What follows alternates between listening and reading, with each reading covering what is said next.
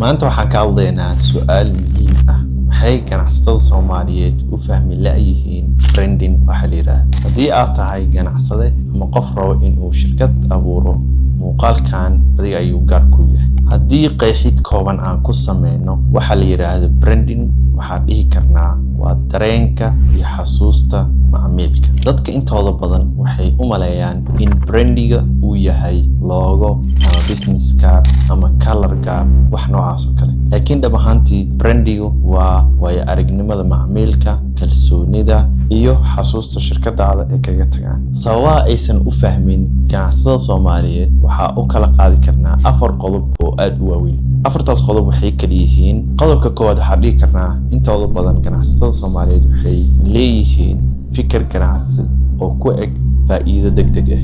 Badanaa waxay qiimeeyaan maanta maxaa faa'iido halkii laga fikiri lahaa magac waaro in la abuuro. qodobka labaad waxaan dhihi karnaa in ay ku tartamaan qiimo oo kaliya. Badanaa waxay markaa aragtid shirkadaha ama dukaamada ama suuqyada kale ee ganacsatada ku leeyihiin, waxaa ugu tagi doontaa in ay ku tartamayaan hadba midka kale in qiimaha uu hoos u dhigo halkii la sameyn lahaa sumcad. qodobka saddexaad waxaan dhihi karnaa kama fikiraan mustaqbalka fog. qofka ganacsadaha Soomaaliyeed intooda badan ma fiiriyaan 5 sano soo socoto sida uu ekaan doono ganacsigooda. qodobka afraad waxaan dhihi karnaa aqoon iyo wacyi. intooda badan ganacsatada Soomaaliyeed ma lahan aqoon ku filan oo ku saabsan branding iyo suuqgeyn. sidaasay tahayba markii loola yimaado ama lagala taliyo, waxay u maleynayaan in qarash iyo expense in uu yahay kaliya waxa la yiraahdo marketingka ama waxa la yiraahdo brandinga ama sidoo kale designka in dib u dayactir loogu sameeyo magacooda ama astaantooda.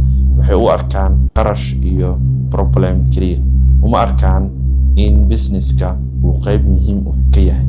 tusaalayaal caalami hadda soo qaadana oo ku guuleystay branding wanaagsan inay dhisaan waxaa kamid ah Nike oo kale, waxaa kamid ah Coca-Cola, waxaa kamid ah Apple. waxaa dhihi karaa haddii si fiican loo dhugto waxaa laga qaadan karaa tusaalayaal nool oo wax badan lagu sixi karo. haddaba ganacsatada Soomaaliyeed haddii ay fahmaan in branding uu yahay kalsooni, dareen, xasuus, waxay awoodi doonaan in ay ku guuleystaan tayada iyo qiimaha ganacsigooda.